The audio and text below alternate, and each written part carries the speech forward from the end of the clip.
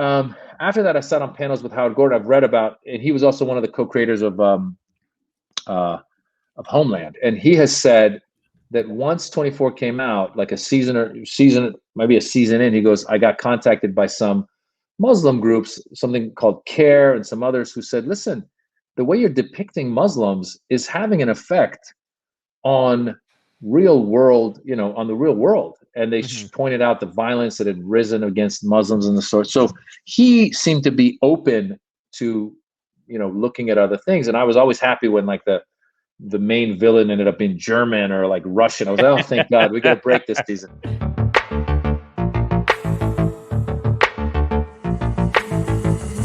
Dystopia tonight.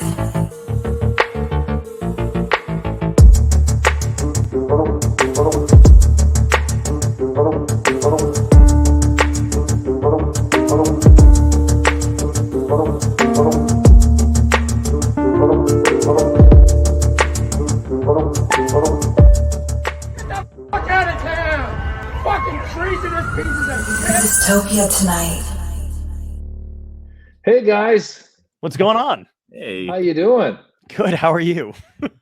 Good. Thanks for having me on. I'm excited to be on. And yeah, the news about Norm, I just got it from you guys, and it's heartbreaking, man. I had no idea that he was battling cancer, and as you guys said, he's one of these comedians that comedians would sit in the back and watch, and Yeah. he was always very funny. I remember him coming to the Comedy Store and working stuff out, and it was Mm. always edgy but always funny. And Yes. what a heartbreaker, man.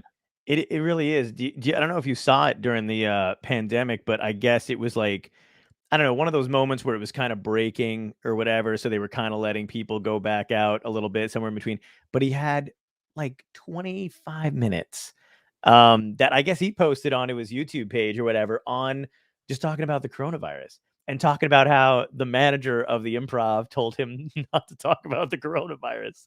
And he was basically just like, yeah, he told me, that, people don't want to hear about the virus. They come to escape. And he's like, so I'm not going to talk about it.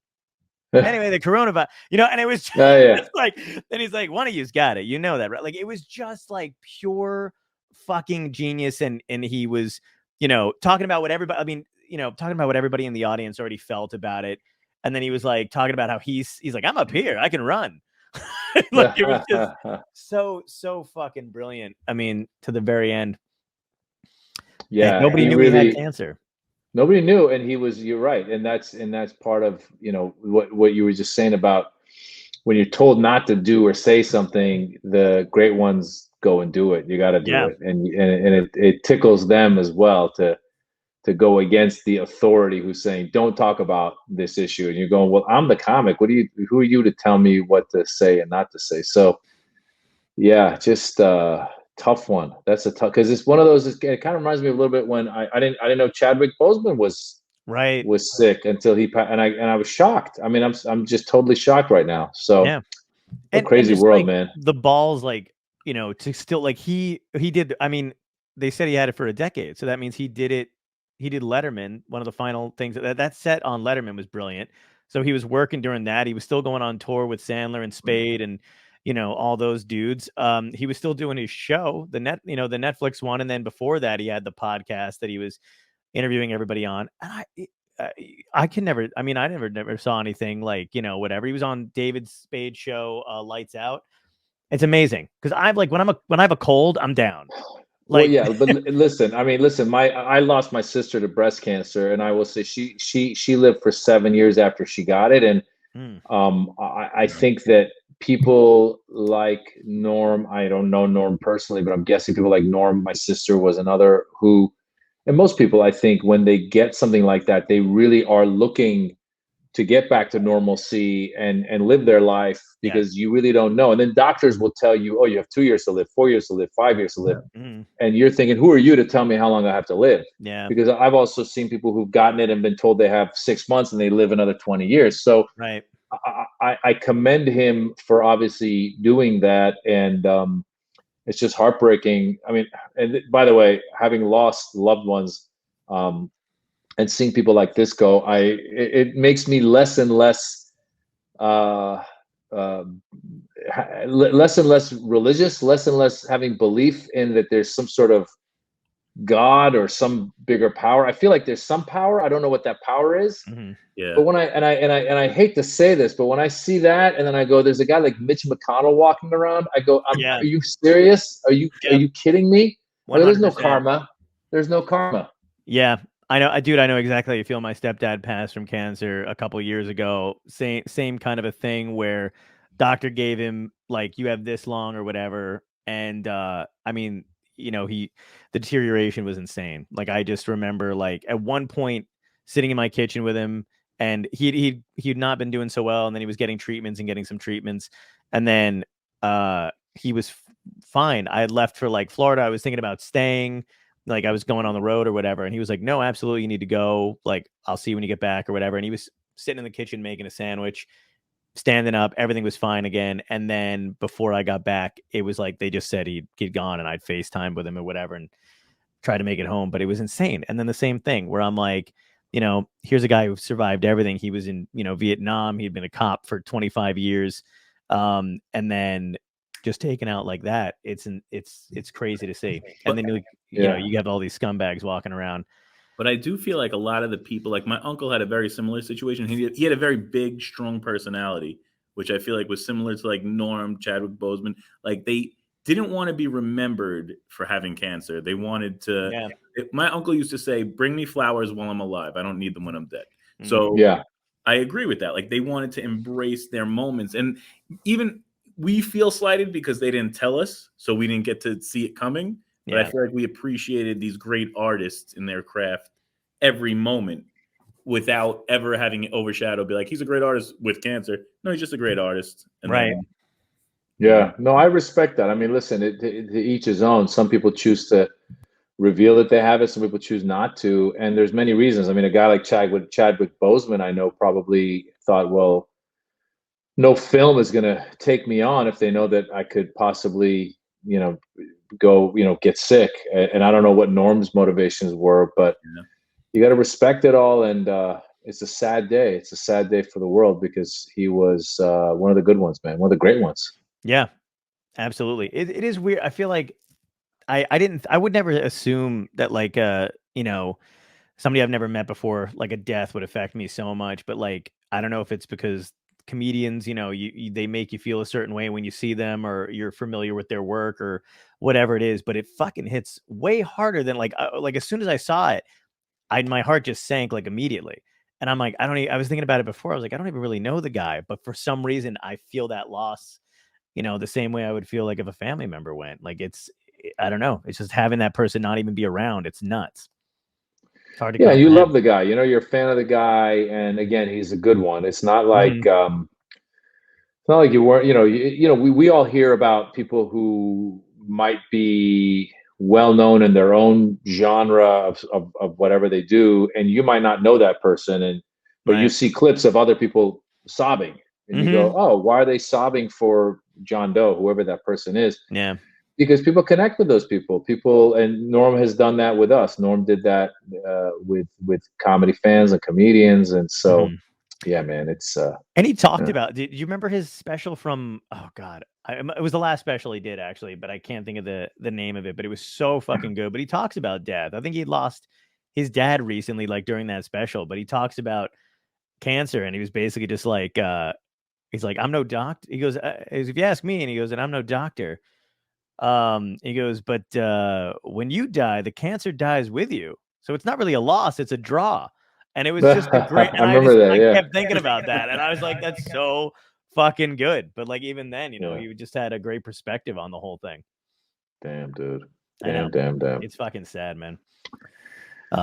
Sorry to start the interview that way, but let's get into a positive. It's a comedy show, right? I know, right? It's like, oh Jesus. But well, I was saying, like, I don't know. I know we had to have cross paths at some point, because I remember, you did the Axis of Evil group with Dean Obeidallah, and I know I must have seen you both live, because I know your work really well. But how is that, like, after the anniversary of 9/11 and stuff? Because you guys were doing, I think, the hardest thing to do around that time, comedy about everything that's going on, and kind of questioning the response that the United States had and stuff. Did you know the impact you were going to have on the comedy community at that point when you were doing shit like that? Or were you just like, fuck it, this is our opinion, we're going to go out and do what we feel is right? I think it's the latter. I don't think that anybody strategically sits there and goes, oh, I should talk about X, Y, and Z because this is what's in the zeitgeist. It's more, this is what I want to talk about. So I started doing comedy in 1998, and I was born in Iran. I grew up in America. And as soon as I came to America in the late 70s, like a year later, was the hostage crisis. So I grew up as a kid. Right. I was in the 4th grade. They had the hostage crisis, and they would call you fucking Iranian and beat you up and all that stuff. And then there was the Iran-Contra affair. Then there was Not Without My Daughter. So I've been going through it my whole life. So when I first started doing stand-up in 98, I took a stand-up comedy class, and the teacher was like, talk about what makes you different and what you know. Well, I was the only student in the class who was Iranian-American or Middle Eastern at all. So I started talking about that stuff early on. And as a matter of fact, one of my early jokes that I wrote for that class, I remember it was like, growing up in America was tough because we couldn't get any kids to spend the night because the parents thought when we wanted the kid to spend the night, they were going to take them hostage. And then I would do like an act out where my mom's calling them and going, we'd like to keep Jesse for the night. And the mom's like, no, you can't. And we're like, this is, whatever. So it was silly, but it was based on that. And then of course, then what happens is before September 11th, I'm a regular at the Comedy Store. Ahmed is a regular there, and Aaron Cater and Mitzi Shore, who was the founder of the Comedy Store. Mm-hmm. Well, she owned it. She, in 2000, she was watching the news. She was Jewish, and she was watching CNN, and there was the latest uprising with the Palestinians and the Israelis, and there was the conflict was, going again. Boiling. And she says, yeah, she goes, I feel like there's going to be a need for a positive voice for Muslims and Middle Easterners in the very near future. This is in 2000. It's almost like she had an epiphany. Yeah. So she puts us together. She calls it the Arabian Nights. And so now early, I got to remember this is 2000. So there aren't now Dean is doing his thing in on the East Coast, and there's Mason Zayed and a few others that are doing East Coast, but for the West Coast, we were the only ones doing it, and there weren't that many people. So Mitzi used to do like, Black comedy night, Latino night, women of Comedy Store. The good news was there's so many people from those backgrounds where she could rotate different comics in. For us, there was like 3 of us. So all of a sudden she's like, so she's like, okay, she put this Indian guy in there. He's not Middle Eastern at all. We had Sam Tripoli in there, who's half Armenian.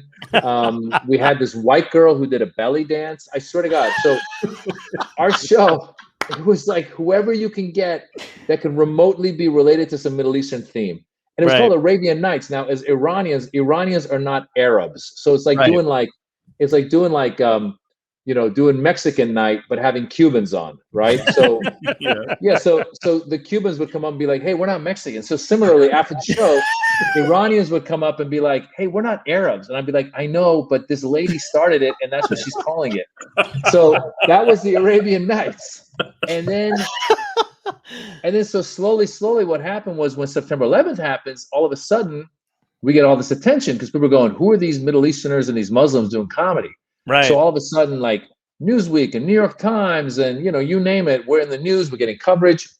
And that's when Dean finds out about us, and Dean and Maysoon start doing the Arab Comedy Festival on the East Coast. So we would come out and participate in some of their shows, and then we would put them into our Arabian Nights shows. And eventually, when we got to the point where we felt like we could, me, Ahmed, Aaron, we took the Arabian Nights and turned it into the Axis of Evil comedy tour. Wow. Because we were lampooning, if you remember the famous speech by George Bush, he goes, there's an Axis of Evil. He goes, it's North Korea, Iraq, and Iran. Right. So we thought, we'll call it the Axis of Evil comedy tour to lampoon that name. Mm-hmm. And that became the Comedy Central special with Dean on board as well. Yeah. And that was all that.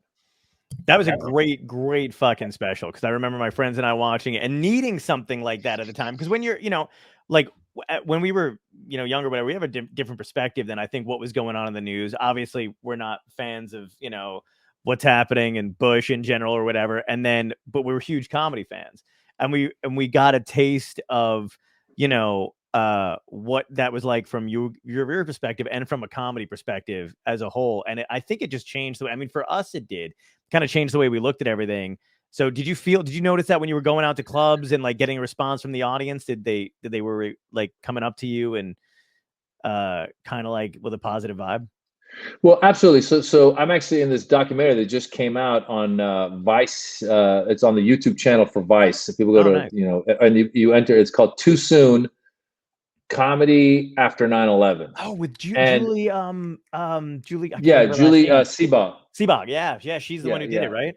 Yeah, and it's actually really good. I just watched it, and so they got a bunch of comedians talking about doing comedy after 9/11. And what was interesting was a couple of things. First of all, when 9/11 happened, I thought I could never be funny again. I thought that just comedy died, not just because of who I was. I thought, how do we ever tell jokes again? This is the heart of America, and here we are. And it was just, I was so saddened by the whole thing. Mm-hmm.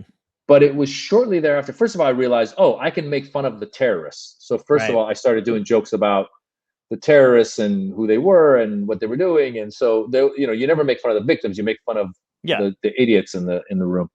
Then quickly, when George Bush and the administration turned around and attacked Iraq, and I saw the hypocrisy, I go, oh my God, we have to talk. Like now we need to point this hypocrisy out. And as a matter of fact, I've become addicted to 9/11 or even terrorist documentaries, because there's so many documentaries out there right now that show you how we funded the Mujahideen, we gave them the weapons. Yeah. And then once Russia was out of Afghanistan, Osama bin Laden declared us as the enemy. And there were so many missed moments. And then there were so many people allowed into this country that shouldn't have been allowed in this country. And you just sit there and you go, was there a plot that was the CIA was involved? Like, why did this? It feels like so much incompetence had to happen for us to get to where we got to. So that gave comedians plenty to talk about, like the whole, I'm sure you've heard of this line, and it wasn't just comedians, it was other people, the commentators would say, yes, Saddam has weapons of mass destruction. We know because we have the receipts. We sold it to him. Right. So it's just, as Americans, we often function in a void. It's almost like our history is a week ago. We don't think about 5 years, 10 years, 15, 20 years. Even like the pullout of Afghanistan. Biden screwed up the pullout of Afghanistan. Totally. But who got us in there? It was Bush. Who kept us in there? It was Obama. Who did the horrible negotiation with the Taliban and set free 5,000 prisoners? It was Donald Trump. So for people to turn around and go, it's all Biden, you go, wait a minute. Are we not going to deal with history at all? Exactly. So as a comedian, you got to like take that in and, filter it through your mind and go, how do I get this point out to have a punchline? Right. And that's kind of what Axis of Evil was. Axis of Evil Comedy Tour, when we came out on Comedy Central in 2007, it was us trying to show this point of view that you hadn't seen on American television. I always say jokingly, I go, it was the first time you had 4 Muslim or Middle Eastern comedians or 4 Middle Easterners on American television, and we didn't all get killed. We lived, so we survived that episode. Yeah. Did you guys? So I got to ask, because you make a really good point about Americans not want to look back a week later. And do you ever see because I like Bill Maher. I liked him when I was in high school. I watch, his stuff or whatever.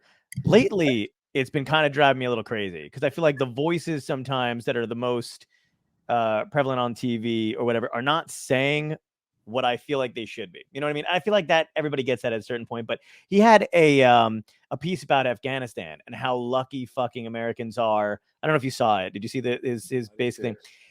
He did this whole thing about, because he's on his little anti-woke stuff every week, which is fine. I have feelings about that too. I'm not a big fan of all that kind of shit. I don't like PC stuff in comedy, but he went like in a weird direction with the Afghanistan shit, where he's basically like, Americans have no perspective, and nobody from America is trying to jump on a plane, yada yada yada, and we have to be happy and stop criticizing the country, blah blah blah blah. And I felt like, dude, you missed how we even got there in the first place. Like you just said, that kind of shit drives me crazy, that it's like all of a sudden it's let's forget about all the shit about us funding them, giving them weapons, why we were there, the abuse we caused in the Middle East over the years, all this shit going on. And then this is a guy who's on HBO. Does that fuck you up when you hear that? I I didn't see the piece. What I know is that on a show where you have an hour, you probably got whatever 3 minutes to talk about this subject, right? So perhaps if you got Bill Maher in a room and you were going back and forth with the debate, I don't know. Right. Maybe he would say, yes, I see what you're saying, but listen to what I'm saying here, because Right. I think part of, like, I try to a fault. I try to be open to arguments. So when people would say under the Obama administration, Obama wasn't all great because we had the most drone attacks that killed civilians under any previous president, I would go, you are absolutely right.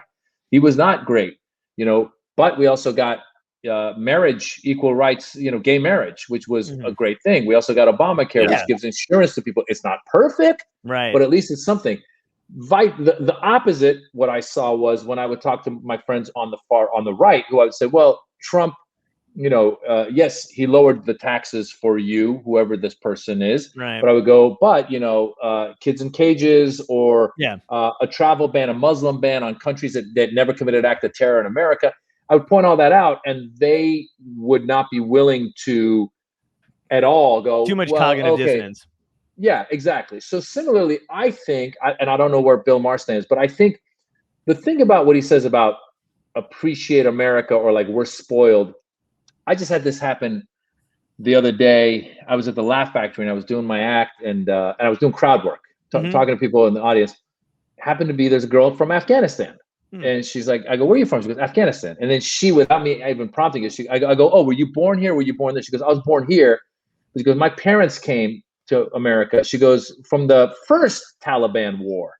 And I turned to the audience. I go, did you motherfuckers hear what she just said? The first Taliban, not there's been multiple Taliban wars. I go, this girl's family had to flee to come here, and you guys are too spoiled to wear stupid masks or take your vaccines or whatever that is. And so it just drives me nuts. So we do have, I mean, we hear, and I don't know where you guys stand on the vaccine stuff, but we hear all the time about these countries who are like, please send us vaccines. And we're like, I don't know if I wanted it. You know, so there's a point to be made with what he's saying about you don't see Americans jumping on airplanes to leave. I always say that. I go, if you really want to, you know, this whole argument of the slogan, make America great again. I go, anybody who's saying make America great again needs to go to like some neighborhood in Mexico, or go to somewhere in Africa, go somewhere and see how the rest of the world is living. America is great. We have a lot of problems, but we are, compared to what other people are living through, we have a lot. Now, that doesn't mean we should just put our hands up and be like, oh, it's solved. No, there's a lot of problems. So I think Bill Maher, in that segment, what you said, it makes you want to pull your hair out, because you're going, well, what about we went there and bombed them back to the Stone Ages? Well, yes, that's another part of the argument that I would think he would agree on when he would. He seems to be somebody who would criticize our involvement in that country. Right. Yeah, no, I completely agree. And I'm for vaccines. I talk about it all the time. I stopped, I had to cancel a bunch of shows because they were doing dumb shit or whatever. But I agree with you. I mean, he only had a bit of time towards the end. It's that like little essay editorial piece. But I would like to see more of people getting in the same room to kind of talk about that kind of stuff. You know what I mean? Like, to actually go like, great counterpoint, but here's, A, B, C, and D of how we got there, which I'm sure he knows, but I felt like the message still was like, there's too much criticizing of America going on, which is just odd to me, because it's like, we always want it to be better. Like, I felt like, we have it better than any other country, but it's like almost the same way we're like, if there's a better product out there for you, no one hesitates to go for the better product. No one's like, be happy with what you have. You know what I mean? The whole point of America is we should criticize, and we can criticize. That's why, during the Iraq War, I remember a couple of times I was doing jokes about Bush, and we were in the war, and there was a girl at the Comedy Store in the front row. She goes, "You can't make fun of our commander in chief during a time of war." And I go, what are you talking about? She goes, "I'm in the military, and you can't." I go, I said, we're in Iraq under the pretense of bringing them democracy.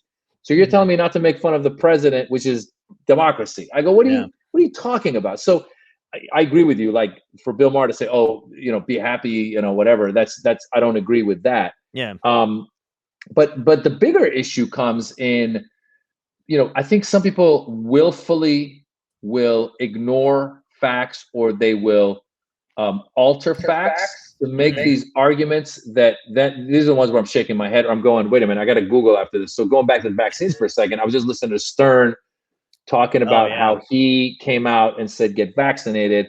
And then there were some people on, I think it was Brian Kilmeade and somebody else on Fox. They were talking about Howard Stern, and they're going, well, you know, Howard Stern is saying, you know, people should get vaccinated, and the biggest population of unvaccinated people are African Americans. So that means Howard Stern is probably is against black people. Yeah. And Stern's going like, what? How'd you come to that? And the guy said the highest population of unvaccinated are black people and PhDs, people with PhDs.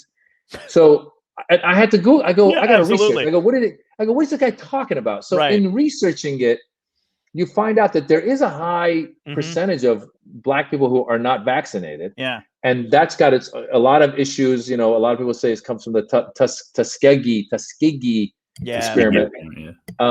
But more importantly, black Americans make up, I think, 13% of the population. So numbers wise, if you look at the numbers, extremely, it's a white population, extremely a Republican population, extremely this population that's listening to, you know, the Foxes and the further rights and the further rights. So just the way they spin that, like to me, that upsets me a lot more than Bill Maher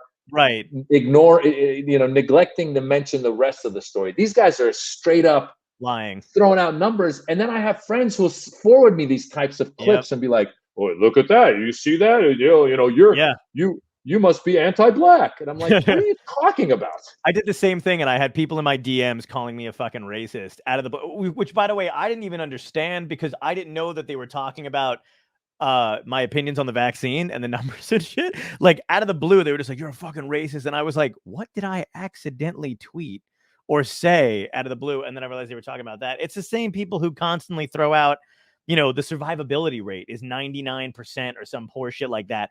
And I'm like, again, like trying to break down the percentages and the numbers for them after that point is insane because they don't care. They just love the idea.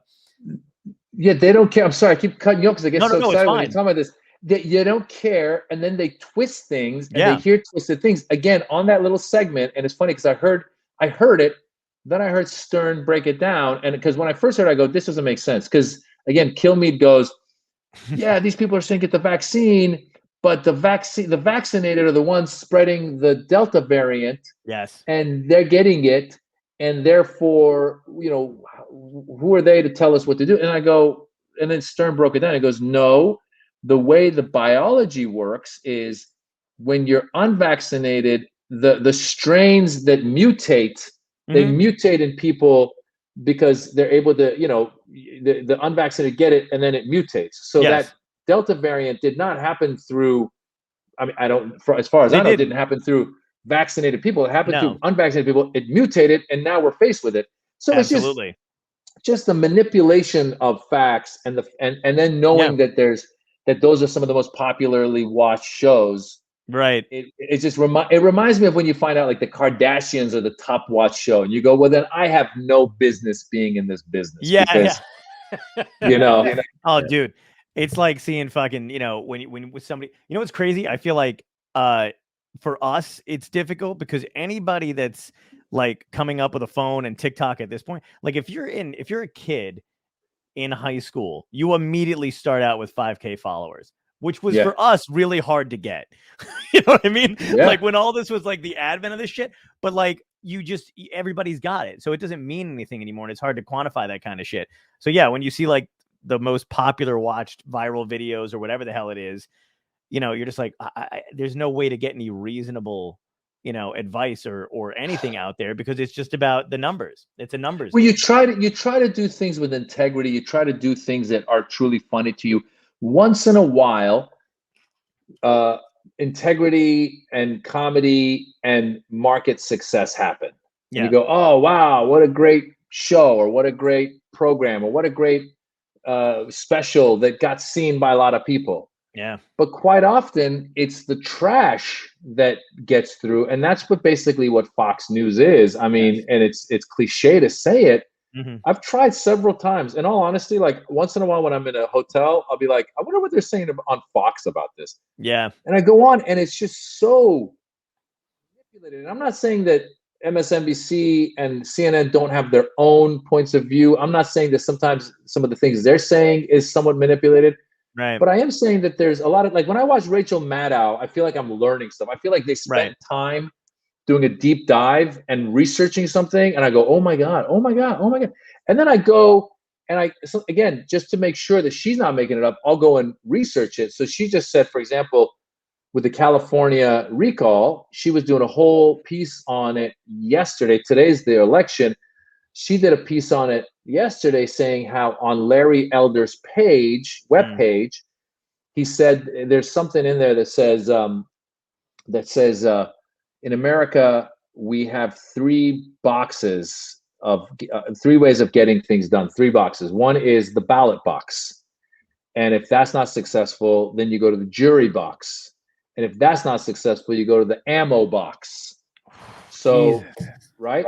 And so she goes on that same page, they're already saying the day before the elections, they're saying that Gavin Newsom's going to win. This is what Larry Elder, who's the leading contender, is saying. Gavin Newsom's going to win and that it's stolen. Oh, yeah. And I go, are they really saying that? And I come to find out that is now their strategy because I did the research and yes, that's what they were saying. They're saying that in Brazil, Bolsonaro, who's the Brazilian Trump, is saying the same thing. He's saying if I lose, it's fraud. Right. And so again, I don't always take it at face value. I go one step further and I'll do a little bit of research. And when I did, I go, oh wow, Rachel Maddow had done the research and what she was saying was legit. So I feel I trust news coming out of Rachel Maddow or the New York Times to have been more, or the Washington Post to have been better researched than something coming out of Fox or OSN or whatever the other ones are. No, it's not OSN, OAN or whatever. Oh God, what's the fucking new one that they've got? Newsmax. Jesus Christ, dude, that's insane. Yeah, I know exactly what you mean, and that's the thing that's hard to get across to people too. Is like because I feel like the right always tries to point out immediately when Maddow or one of those dudes gets something wrong, right? And you're just like, it's not a tit for tat kind of a thing here too. There's like there's a balance system to it too, where you're like, of course they're gonna get shit wrong once in a while or whatever it is. But if you're not looking at it as a whole, like they don't care that their side is lying to them. It's all about emotion and what it makes them feel. Does it make them feel safe? Does it make them feel better?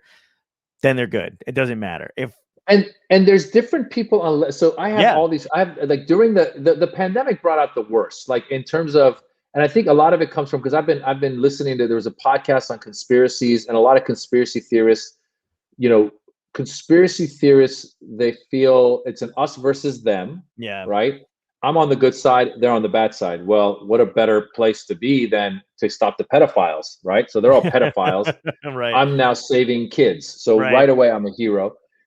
Secondly, there's powers, big powers creating something.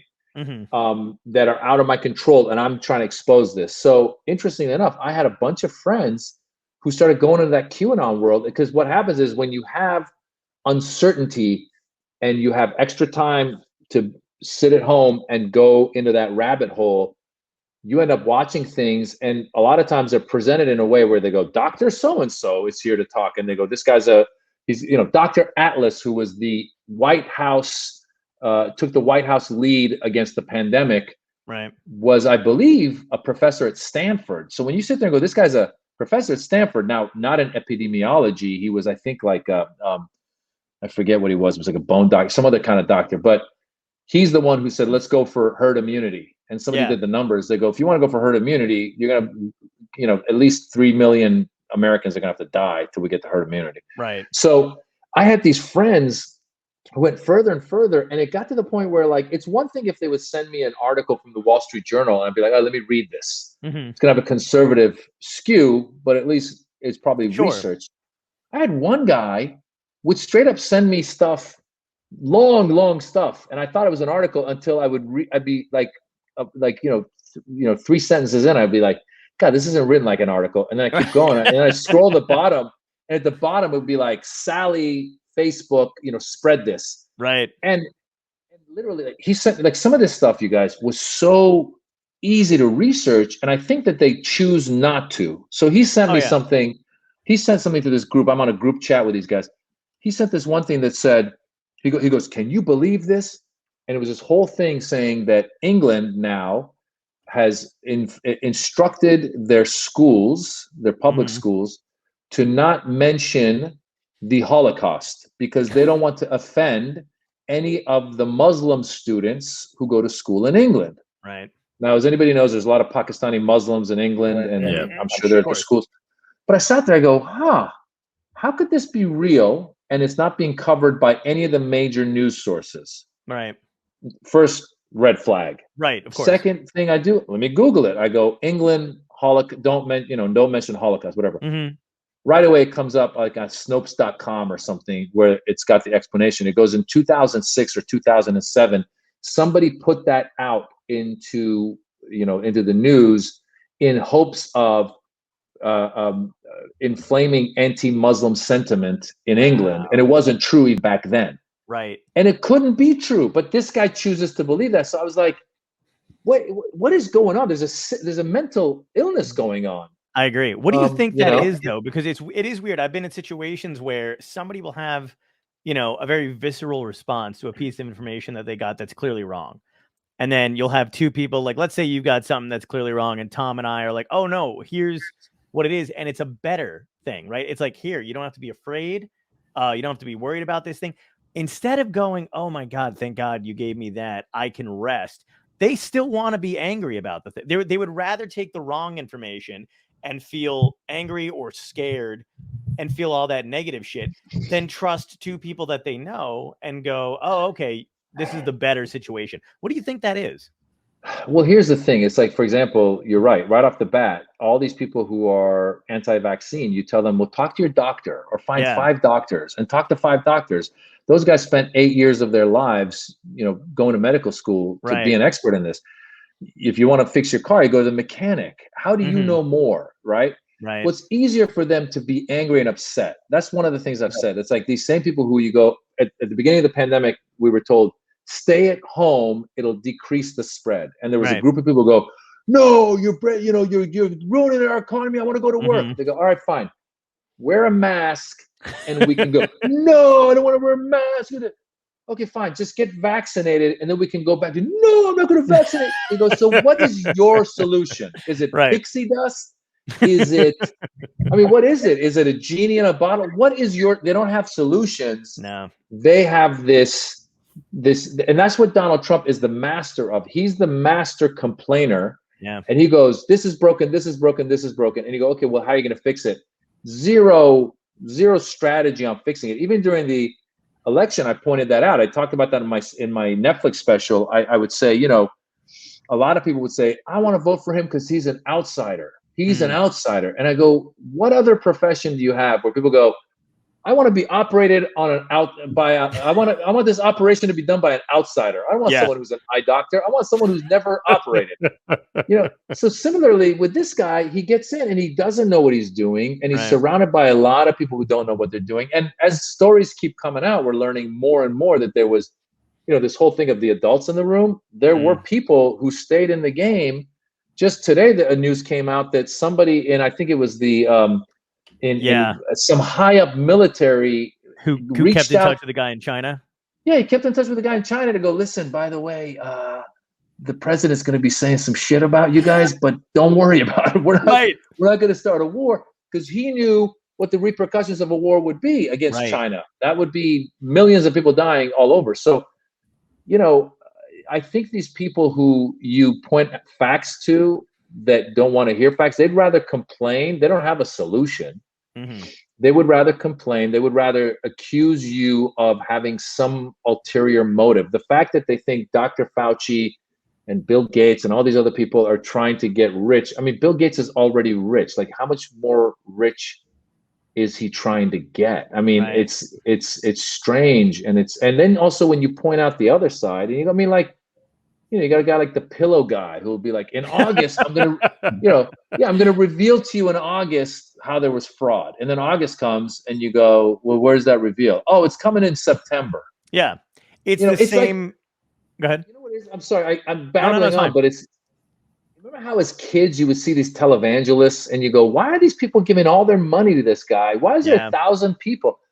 That's the grift, man. And this is the grift. The fact that Trump is raising money right now, he continues to raise millions of dollars. Oh yeah. And he was clearly the instigator of January 6th. He clearly doesn't give a shit about, these people, because he got the vaccine. He could care less, right? He got vaccinated. He had the best medical care. He's fine. Yeah. So he really doesn't care. I mean, if he would have cared, then when he did that speech in wherever it was, Arkansas, when he goes, I got vaccinated, you should get vaccinated, they booed him in Alabama. Yeah. He might have, if he really cared for them, he would have said, listen, guys, I know you want to boo, but I'm telling you, the statistics show if you get it, if you get sick, the odds are you won't end up in the hospital. Whatever. He didn't do that. He turned on it. He goes, well, I don't know. Exactly. Do what you want. I mean, you made kids. There'll be more to people to vote for me. The craziest thing is too is it's very similar to I don't know if it started in 2012, but the whole Mayan thing where all of a sudden they would open up a book and they'd be like, March 3rd, you know what I mean? End of the world. And then it would come and it wouldn't. They'd be like, you know what we did? We had it upside down. It's actually March, or whatever. Somebody scribbled it out and it would just keep going. And the same people keep believing it. Do you remember what was it like? The recent one was, I don't know if it was in 2019 or whatever it was, but there was that dude again, after the end of the world didn't come about a year ago. The next year came and they picked a different date. And this dude packed up his fucking family in a minivan, blew through credit cards, all this other shit in preparation for the end of the world, and then drove to the fucking the Grand Canyon or something like that, something crazy, and ended everybody's life. And then of course, the next day rolled around and everybody went to work, and it was like, what was the fucking point? Listen, there's a lot of mental illness, and there's a lot of I studied this class. It was sociology of brainwashing, as well as another one that was a religion and politics class. And there's a lot of religions who will do that. Oh, end of the world is coming. Sell it, sell it, sell it, sell everything. Let's all go to X, Y, and Z place. And then when that day comes, the leader turns around and goes, oh, that's God testing our will. You see, that was, you know what I'm saying? Wow. And it's similar with the whole QAnon thing that, did you watch Into the Storm, the HBO Max? The guy did a great job. He did. And you come to find out it's some kid in Japan who's his father's living in the Philippines. He's Q, and they're getting support from some insiders of the Trump administration who go, we can take your tweets and we can elevate them. Yes. So the guy says in the documentary, he goes, the day of January 6th, he goes, the number one most viewed tweets was Trump, and the number two was mine, because these guys had an inside with Twitter and we're getting this guy seen more and more. Yeah. And this whole thing of, you create this us versus them mentality, and it makes it so that it gives you answers. It gives you clarity, right? So when you say Joe Biden is a socialist and a communist, he's going to come after us, there's clarity, right? The clarity is, if we let that happen, our world as we know it is going to end. And I always say to my friends who are these, sometimes, they're coming from that side. I go, how's your stocks doing these days? The stocks look like they're doing great. Right. Businesses seem to be doing great. Who has come after your guns? No one's come after your guns. Yeah. There's all of this discussion that's to be had. And then also I step back, I go, do you guys not feel that there's something wrong in this country where, because we both know, all three of us know that, corporations have more clout in this country than individuals. Matter of fact, on my podcast, I had a guy, he works with an organization called Represent Us. And they're all about working with elections and making elections more democratic. And one thing that he pointed out, he goes, a study came out that showed that Congress voted, 17% of the time in agreement with their constituents, and let's say 50% of the time in agreement with the corporations that fund them. Jesus Christ. And so that's all you need to know. So who funds all this stuff? Who funds this stuff that makes you think that, taxing corporations or taxing people on their wealth is a bad thing. Mhm. Guys, I listen to the Daily, which is the New York Times deep dive podcast. Yeah, it's a great one. They did a whole thing on when Jeff Bezos, it made me understand for the first time, Bezos pays taxes on an $80,000 annual salary. That's all he pays taxes on. Yep. Now he's worth whatever $300 billion.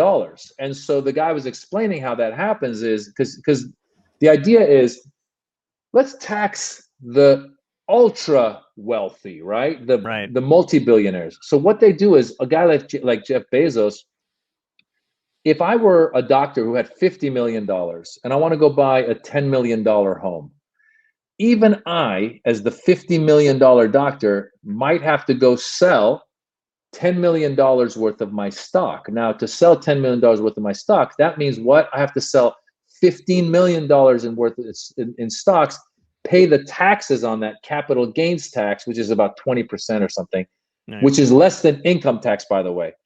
So a fireman pays more taxes than that millionaire selling his stocks. Let's just get that out first. So that guy sells and then goes buys the house, but he at least pays taxes on his stocks. When you're ultra rich like a Bezos, you don't sell anything. Right. You go to the bank and you go, hey, I want to buy a $10 million home. Lend me money to buy the home. And they go, well, what's your collateral? I'm Jeff Bezos. I got $500 billion. Oh, okay, we'll lend it to you. And your payments are going to be whatever. On this loan, your payments are going to be $1 million a month. That's fine. I'll go to another bank. I'll borrow from them to pay this loan. Jesus. So he's stealing from Paul to give to, what is it? From Paul to Peter, whatever that is. Yeah, Paul to Peter, Yeah, so he's never cashing in any of his stocks. He is simply moving money around and paying taxes on $80,000. So something Elizabeth Warren has proposed that I would think everybody could get behind. Yeah. She says, let's tax the same way we do with homes. If you own a home, if the home increases in value, they reassess that value. You end up paying more taxes based on the increased value of that home. Similarly, she goes, let's do a wealth tax, which is on certain, like, let's say you're worth 50 million and more. Well, after you're 50 million and more, any income that your stocks made that year, let's say your stocks went from 50 million to 75 million. We want you to pay whatever, it's 3% on that wealth that you made. Right. Now, some people might say, well, it's capitalism. We should be able to pay, the guy made money, he should make, but no, the problem is we've become like, we don't have a middle class anymore. We're losing our middle class. Yeah. So all of this to get back to the fact of the people who are getting the messaging out are these corporations, are these billionaires who are doing these campaigns, and they'll sell it as, oh, if you vote for proposition so-and-so, then they're going to, you're going to raise taxes on you. But the truth is they're not going to raise taxes. They're going to raise taxes on them, but they want to make it seem like that. So the whole system is screwy, and it's all messaging. The Republicans do a great job of fear mongering and making people vote against their own self-interest. Right. And it's not, go ahead. Oh, no, I was going to say, I think what's amazing is that they're able to, it used to be there was not enough information for us to know what was going on. Now there's so much information that we don't know what's going on because they were able to control the information that's being put out to the people, to the masses. Because everybody wants to be part of that giant group. And then instead of saying, I am not educated enough to know this, let me look into it, they just want to go with what they think backs their own belief system, which is crazy. Because if you go spot to spot with these people, if you went just like beyond COVID and vaccines or the terrorist events of 9/11, let's be honest, 98 or 99 out of 100 people is good. They just want to get by, have their family be able to get by.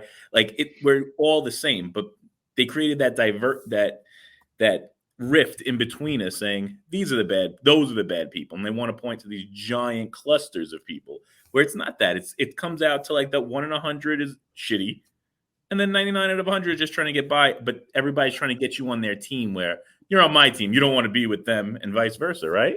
Absolutely. I think also, listen, people have busy lives, right? You're a single mother, you have several kids, you're whatever you're running around doing whatever you do. You get preoccupied with football this week, whatever that is. People aren't doing even a slight dive. Like for the longest time, I didn't understand. Like I was like, why would people who are lower on the income pool not want Obamacare? Why wouldn't you want health insurance? And they sold it as like, this is socialism. This is socialism. Well, you're poor and you need health insurance. So why wouldn't you support it? Because in their mind, they've been told that if this happens, then the next thing that's going to happen is we're going to be bailing out those lazy moms. And of course, when you're saying this, there's some racial thing as well, right? The black mom is at home collecting. And then they'll find one story. There was a black mom collecting food stamps, and then she kept having babies, so she would get more money from the government and living on the government. Okay, that might exist, but you just said, Tom, a majority of people, whether they're black, Asian, white, doesn't matter, are trying to make a good living. So we go into, for example, this stimulus package that was passed when Biden came in. Interestingly enough, none of the Republicans voted for it, but the stimulus package was something that was necessary at that point. Meanwhile, when there's like corporation bailouts, when you're bailing out General Motors, they don't talk about the debt. When they're bailing out individuals, they talk about the debt. Once that bill passed, a lot of these same people who voted against it were then going on social media and going to my constituents, I'm happy we were able to get you these checks. Yes. So people aren't doing the click to go, wait a minute, this guy didn't vote for this bill. And so next election, whether I'm Democrat or Republican, I'm going to vote in my own best interest, as opposed to just voting for the team that I'm told I should vote for. Right. You know? The amount of times I had to remind I have an aunt and uncle that live in California. They're in their 70s. They're like my great aunt and uncle or whatever. But they are, for whatever fucking reason, crazy Republican, right? Which is odd because when she grew up, she's a bit of a hippie, like that whole thing. You know what I mean? Like, her kids are pretty chill or whatever. But they are staunchly Republican. And every fucking time they would talk about, immigrants, people coming over the border, they voted for Trump, the whole thing. I would just constantly remind her that my great grandfather, her dad, was an illegal immigrant from Italy. He jumped boat. He came over here. He lived here and was illegal until he could get enough money, to go green or whatever. And the only difference was that he was just fucking white. And I'm always just like, is it because he's white that you don't acknowledge the fact that he was an illegal immigrant here? Like, he had to work.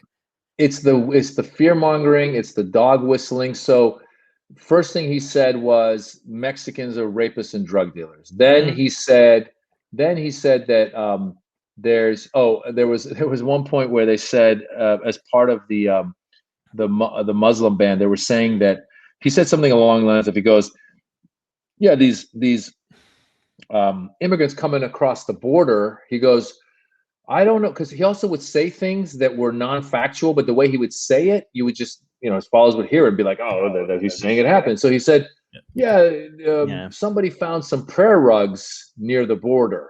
So there's definitely ISIS sneaking in through the border. Right. And, and he was like, I don't know for sure, but they found prayer rugs across the border. Now, by the way, that was like I think that was on Homeland at the same time. So I don't know if you saw Homeland and thought that. I didn't even know that. That's hilarious. Yeah, by the way, I'm not saying that there aren't criminals coming into this country, but the number one logical thing with this Muslim ban, let me just tell you real quickly. Sure. I thought about this. I go, this guy's doing a Muslim ban, right? And really the countries were all Muslim countries. Mm-hmm. So people would ask him, they go, so what about Christians coming from Syria? Would you let them in? And I think there was this idea of like, we got to support Christians. Okay, so all an actual terrorist has to do is get a cross, right, and come over and go, I'm Christian, and you're going to let them in, number one. Number two, if you're a terrorist, by definition, you're a criminal. Right. You will find a way in. You'll get a fake passport that says you're Turkish, and you'll fly in. It's not brain science, right? So brain surgery. So it is this whole thing. And then the next dog whistle was when he was doing an election, he would say, if you vote for Biden, these people are going to move into your neighborhoods. He wouldn't say black people, but he meant black people are going to move into the suburbs. Hey, white moms, black people are coming into the suburbs. That was there's a lot of subtext of that. Yeah. And I think what happens is, people just, it's a headline, you grab it. And listen, you drive around Los Angeles, there's a lot of we have a horrible homeless situation. I know immigration is broken. Crime is up. I'm not saying there aren't things to complain about. Sure. But I think a lot of people, like your great aunt and uncle, will hear things like that and they'll say, oh my God, the gangs and the guns. And it's easier for them to just go there. And of course, what's the answer? The answer is something that a Republican is saying, which is saying, you know, law enforcement, more money with cops, you know, I'm going to make it safer. Now, will they? I don't know. They'll probably come in and lead and actually make it less safe. I would argue that Trump made this country less safe in many ways. Yeah. Mark Argadana made a great point. He said, how come everybody that was saying they were going to get, I'm done with Facebook, I'm done with this social media, I'm done with Twitter, let's go to Parler. But Parler hasn't made a movement. Who is on Parler? I mean, I know I'm not, so I can't tell you who is on Parler. I have a friend, one of my friends who unfortunately, you know, he's kind of queued up a little bit. Yeah. Like when Trump and those guys got kicked off of Twitter, he quickly was like, because we were on WhatsApp, and then he was like, guys, we need to go to Telegram, which is the one that's out of Russia. Oh, yeah. And I was like, I go, what are we plotting something? Like, why are we moving it? I go, we're already on WhatsApp. Like, why do we got to go? I go, I don't care if somebody's seen. I mean, look, I'm not doing anything illegal. So I was like, it's much more convenient. And we had a history. So we tried to go on Telegram for a minute. And it was just a whole new thing I had to check. And I go, why? Because I'm trying to send encoded messages. I go, get the hell out of here. So I went back to, the same thing probably with Parler. I mean, listen, anytime you take something and you go, I'm going to give you the right-wing version of this, it quite often ends up being really bad. Yeah. And that's not to say there aren't smart people on the right wing, but I remember after The Daily Show came out, so the co-creators of the TV show 24, one of them was a guy named Joel Surnow, and the other guy was Howard Gordon. Howard Gordon, I've sat on panels with him, and I was on 24. I played in season 2. I played the ambivalent terrorist. Right. Who, I was like in this truck with a bomb in the back. We're driving around, and then we see some kids playing, and I have a change of heart, and I go, I don't know if I want to do this. And then they end up shooting me. And I'm like, guys, I was just trying to be peaceful here. Right. But after that, I sat on panels with Howard Gordon. I've read about, and he was also one of the co-creators of Homeland. And he has said that once 24 came out, like maybe a season in, he goes, I got contacted by some Muslim groups, something called CARE and some others, who said, listen, the way you're depicting Muslims is having an effect on real world, on the real world. And they pointed out the violence that had risen against Muslims and the sort. So he seemed to be open to, looking at other things. And I was always happy when like the main villain ended up being German or like Russian. I was like, oh, thank God, we got to break this season. But the other guy, Joel Surnow, continued to be, I think, pretty right wing. So he set out to create a daily show that was from the right wing point of view. Yes. And it was really bad. Yeah. And awful. I remember they sent me an audition for it. They go, we know you don't want to go in for this. We just want you to see what the material is. And I got the material. It was so bad. Like there was no jokes in it. So this sketch they wanted me to do was, they said, okay, it's going to be 3 architects pitching their ideas for the rebuilding of the Twin Towers. And the French architect's going to come in and show his thing. And then we're going to have the American architect is going to show his design. And then you'll be the Muslim architect. And you'll be like, so I would like to build the 2 buildings. And I believe we put a bullseye on them. And they go, why would you put a bullseye? I go, because it's welcoming. It says, come in, come towards it. My God. Basically playing this idea that this Muslim, architect is saying, fly into the buildings again. It was so stupid. Right. And I'm going, God, this just seems stupid to me. But everything on that show was that. So they were trying to be funny, but there was just it was all just biased towards a right wing point of view, but there was no real punchlines to it. I've seen those shows, and I remember when they first came out, and like it was a big deal when they first came out with the first conservative Daily Show, and it's fucking awful. It's like Gutfeld now. Have you watched that fucking car wreck? He's horrible. And I'll be honest with you, it would bum me out because I was watching him rant, and I go, I go, this guy sounds like an idiot. I go, he must have gone to some horrible university. I look him up. He went to UC Berkeley, which is where I went. I go, shit. Wow, I didn't even know he went to Berkeley. That's so fucking disappointing. Yeah, he's a genuine piece of shit, man. I remember having to write like jokes for comedians that would go on when you had Red Eye. And it was just so bad, man. I would just get the top, like, you get the, I don't know if you've ever done that before, but you get those like, the topics, A, B, C, and whatever the panels thing. And they were just so fucking contrived, like just bullshit all the time. It was horrible to try to navigate through that shit. Do you think, like, so we were talking about communication and like, corporations, and how much they're involved in like the media and shit like that. So with this split, because there's a lot of, podcasts now, Joe Rogan's, and you got Tim Dillon's out there or whatever. And then you also have still Trevor Noah running the Daily Show. And do you feel like there's a split kind of even within like centrist Democrats, regular Democrats, and even Republicans to an extent where there's so much of that going on right now? Like the message isn't clear from anybody because you got a lot of comedians with millions and millions of followers, right? Who people come to them because they love their stand-up and they love their comedy and they like the interviews are pretty good and they're in depth most of the time. But then you've got them kind of conflating an issue of politics over this pandemic. You know what I mean? Like it's weird because I'll listen to, Rogan stuff every now and again, who I like. I've met him. He's a nice guy and everything. And, but lately all the shit that he's talking about is like freedom, right? And whether we're going to whether our liberties are going to be taken away and kind of like, just throwing around the word segregation a lot that doesn't mean anything in this context. But it's interesting because they're having two different conversations. And I have no problem with people talking about freedom in that way. You know what I mean? And is there any kind of government overreach? That's an interesting conversation, but not under the blanket of public health and not under the blanket of this pandemic. Does that frustrate you in a way? Like, I would agree with you. I know Joe from back in the day at the Comedy Store. I love Joe. Yeah, good guy. And you're right. I think sometimes I sit there and I'm like, oh God, like there's so many people listening. And my worry is them, because Joe's a smart guy too. So my worry is people taking it the wrong way. There's a lot of arguments to be made, right? So the idea of like, oh, how dare you make us have to get this vaccine? Well, there's plenty of other, my kids want to go to school, they have to have certain vaccines, and so they're just adding one more 5 or 6, right?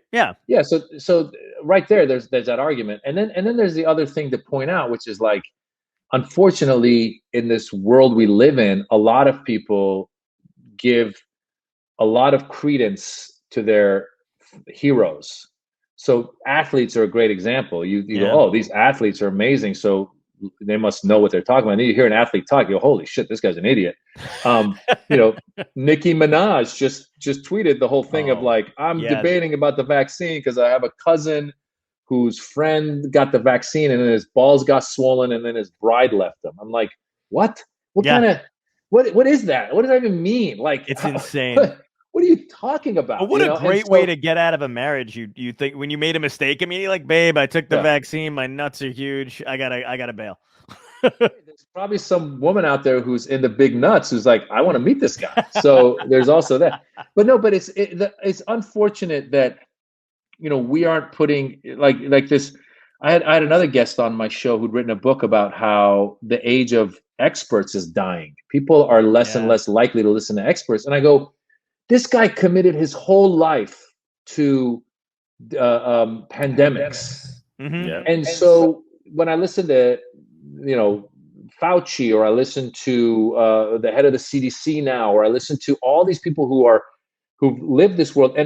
And by the way, people will criticize, go, well, Fauci early on lied to us because he said, don't wear a mask. Because the science is changing all the time. Yeah. And when you listen to Fauci, he goes, the reason I said don't go wear masks is because we didn't have enough N95s. And I didn't want people to make a run on the N95s the same way they were taking toilet paper. And then our medical staff wouldn't have it. So, this thing of like conflating science with lying, or conflating the advice of a Nicki Minaj or a Joe Rogan or me or Howard Stern. Listen, sure, if I say, like, I did a whole thing when the vaccine first came out, like I did this little video rant where I was like, people don't want to get the vaccine. Some people don't want to get it because they think they're going to put a chip in them. And I go, who the hell do you think you are? That the government of the United States is concerned with what you're doing at Tuesdays at 4, And by the way, if you're concerned about a chip being put in you, they already have it. It's called your phone. Yeah. So I did a whole rant and I posted it, but I ended by listen, by the way, everything I just said, I'm not a doctor, so don't, do your own research. Right. So, it's just unfortunate because we all know that the fans of a person will give a lot more value to what that person's saying. This goes back to what I was saying about Trump early on. I was saying that when he comes out, I don't think that he in the back of his mind thinks that all Mexicans are rapists and drug dealers. I don't think that he thinks all Muslims are terrorists. I think there's a lot of this stuff. He knows he's manipulating it. And I said, the problem is when he says this shit, he's got these crazy Proud Boy survivalist types who are sitting there going like, see, I told you, Trump said it. Let's go attack the Muslims. Let's go attack the Mexicans. So they're not at all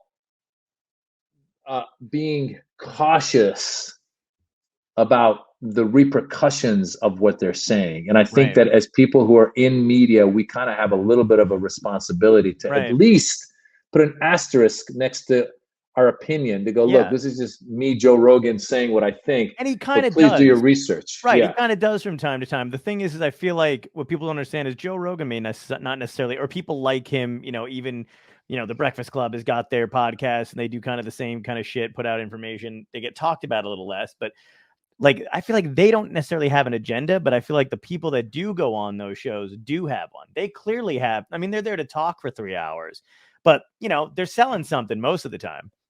You know what I mean? Like those conservative guys, whether it's the dude who, that fucking conservative coffee shop. Or Alex whatever, Jones, that's all he does. Alex Jones will spew some stupid shit and he'll be like, buy my vitamin roll. And, he does. That's all he does. But I sit there and I go, how long is somebody like that allowed to exist? Like after he said that the Newtown shootings were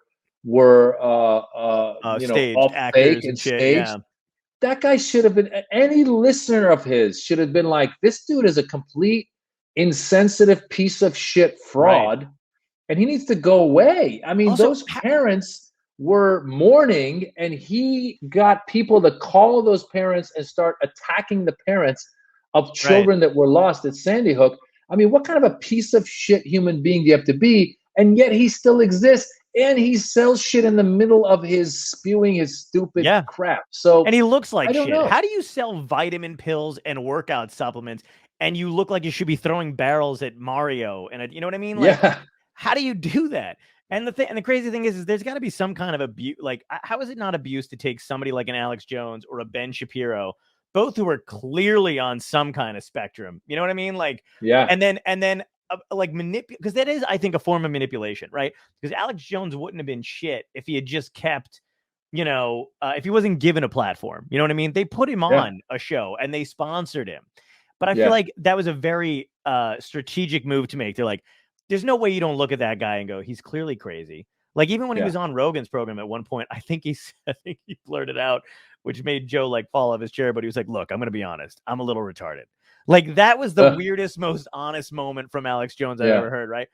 But like he clearly has these moments where he's like, I don't know what the fuck I'm talking about. Like I'm a little messed up in the head. It's the Jerry Springer thing. People want to see people want to buy into that stuff. And I had Michael Cohen on my podcast. Michael Cohen, who's got his own podcast now, which actually is a great podcast. I listened to it. And he was saying, he goes, with Donald Trump, he goes, I got Donald Trump his first iPhone.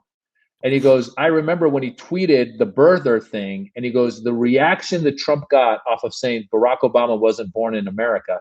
Right. He goes, that made Trump's eyes like light up and go, oh shit, I got to lean into this. So as you said, it's an act. It's WWE. It's wrestling. It's like, I'll go out there, I'll spew the craziest shit. It feels like nowadays, the crazier they go, the more people start to come and gravitate towards them. And now we're seeing it with these governors who are going around saying no masks, no mask mandates in schools. I'm a parent of a child who's 10 years old. Yeah. I want my child wearing a mask. Right. I want them to wear them. I want safety. She's not vaccinated. And yet these guys are going further and further and further. And they're just trying to be crazy and crazier.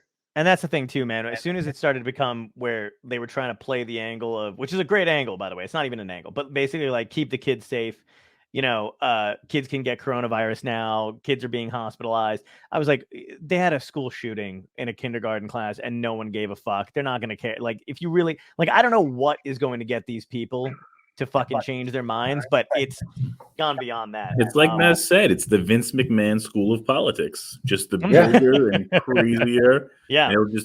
They're there. They're there to watch you get hit with a chair. That's what they want. We're all fucking toast in 30 years anyway. That's a great way to end. I want to ask you, we have to wrap up, but I want to ask you the last two questions that we ask every guest. If you don't mind answering them. One of them is, if you can go back in time, imagine if somebody actually did contest and they were just like, I'm not fucking telling you. If you can go back in time and ask your younger self give your younger self a piece of advice that would help you today, what would it be? I would tell him to follow his passions from a younger age. I had immigrant parents who wanted me to be a lawyer or a doctor or engineer. And so I kind of got sidetracked for several years. And I didn't start doing stand-up until I was 26. I don't have any regrets because I made some great friends. I had some great experiences in those years. But if I had started pursuing what I love doing, I would have started acting and comedy, probably started at the age of 17. Wow. Nice. And the other thing is, what had to end in your life to get you where you are today? What had to end was me trying to please my parents. It was in my mid-20s, and I realized you live once, and you can't live to please your parents, your wife, your husband, anybody. If you find what you love doing, do it. It'll make you happy, and then you can make those around you happy. But you only live once, right? So don't live trying to make someone else's dream and make them happy. Live, if you love what you do, go for it. Do your thing. Beautiful. Thank you so much, man. Thanks for coming on. And this is a great conversation, dude. I'm like, just happy we got to talk and finally meet face to face. Absolutely. I want to ask real quick. Have your parents come around to seeing you do what you love and become successful in what you're in your journey? Absolutely. Yeah. So my father had moved back to Iran when I first got into this, and he passed away in 2009, but he kind of understood. He wasn't as, well versed about like I ended up on a TV show in 2006. I was a regular on an ABC show, and I was like, "Hey, Dad, I'm on this ABC show," and he's like, "Oh, good for you." And then I'm like, "Oh, they're going to pay me $30,000 a week." He's like, "Oh, that's great." So he understood that. My mom, on the other hand, has been in the U.S. the whole time, and she's seen me, come up, and she's had other people, like within the Persian community, I'm very well known. So she'll have friends or somebody else be like, "Oh, I saw Maz on Comedy Central. I saw him on Netflix." And she'll be like, "Oh, my friend saw you." Although one time she came to me, she's like, "I ran into some people at the airport and they said they know you." I said, "Oh, that's great." She goes, "But they told me to tell you, you need to write more new material." I was like, "Get the hell out of here." Oh my God. That's great. hilarious. There you have it. That's awesome. Well, thank you so much, man. I really appreciate you coming on. Thank you, guys. Have a great rest of your day.